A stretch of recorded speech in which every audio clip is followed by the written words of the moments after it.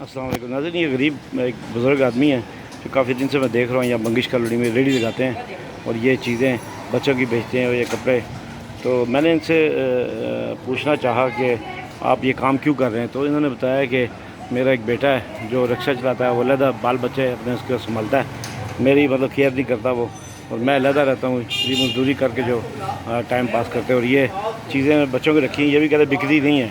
तो इनसे पूछते हैं कि आप का क्या नाम है बाबू जी आपका? नाम के तुसा ना के ना तू ਤੁਹਾਡਾ मोहम्मद बशीर शाह। ਤੇ ਕਿੱਥੇ ਰਹਿੰਦੇ ਹੋ? मोहम्मद बशीर शाह। ਰਹਿੰਦੇ ਕਿੱਥੇ ਹੋ? ਘਰ ਕਿੱਥੇ ਨੇ? ਘਰ ਕਿੱਥੇ? ਘਰ कार हाँ ना पगाली ਫੌਜੀ ਕਲੋਨੀ ਤੇ ਬੱਚਾ ਕੋਈ ਨਹੀਂ ਬੇਟਾ ਤੁਹਾਡਾ ਬੱਚਾ बच्चा कोई ਬੱਚਾ ਕੀ ਕਰਦਾ ਕੰਮ? बच्चा पे ला रहेगा। ਅਲੱਗ ਹੋਇਆ ਤੇ ਤੁਸੀਂ मैं गाली गुला ਹੈ? गुला भी देगा कपड़ा किनारा ਹਾਂ वो दे देगा। ਹੋਰ ਕੌਣ ਹੈ ਤੁਹਾਡੇ ਨਾਲ? ਤੁਹਾਡੇ ਨਾਲ ਹੋਰ ਕੌਣ ਹੈ? ਹੋਰ ਕੌਣ ਤੁਹਾਡੇ ਨਾਲ ਰਹਿੰਦਾ ਹੈ?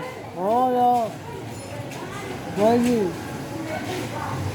ਨਹੀਂ ਤੁਹਾਡੇ ਨਾਲ ਘਰ ਦੇ ਤੁਹਾਡੀ ਬੇਗਮ ਵੀ ਹੈ, हाँ ਬੀਵੀ ਹੈ, ਘਰ ਵਾਲੀ, बीस बारी ਤੇ ਇਕੱਲੇ ਰਹਿੰਦੇ ਹੋ ਤੁਸੀਂ? निकल रही है। ਤੇ ਬੱਚਾ ਤੁਹਾਡੇ ਨਾਲ ਨਹੀਂ ਰਹਿੰਦਾ? हाँ ਤੇ ਕਿੰਨਾ ਰੋਜ਼ਾਨਾ? बच्चा है कि है ਅੱਛਾ बच्चे बहुत ਅੱਛਾ ਅੱਛਾ ਤੇ ਕਿੰਨਾ ਰੋਜ਼ ਦਾ ਕਮਾਈ ਕਰ ਲੈਂਦੇ ਹੋ?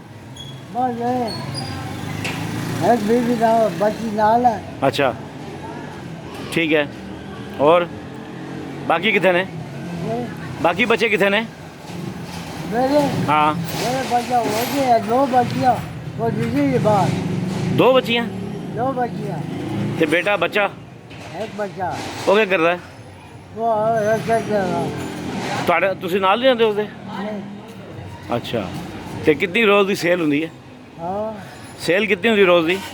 यही ਹਾਂ ਕਮਾਈ ਕਿੰਨੀ? यही नहीं है गुलाब ਨਹੀਂ ਕਮਾਈ ਕਿੰਨੀ ਹੁੰਦੀ ਹੈ ਰੋਜ਼ ਦੀ? ਪੈਸੇ ਕਿਤਨੇ ਆਉਂਦੇ ਨੇ ਪੈਸੇ? पापा ਹੂੰ ये दो लाख है। ਅੱਛਾ ये 2000 ਦੇ भी चाहिए ਸਹੀ ਹੈ।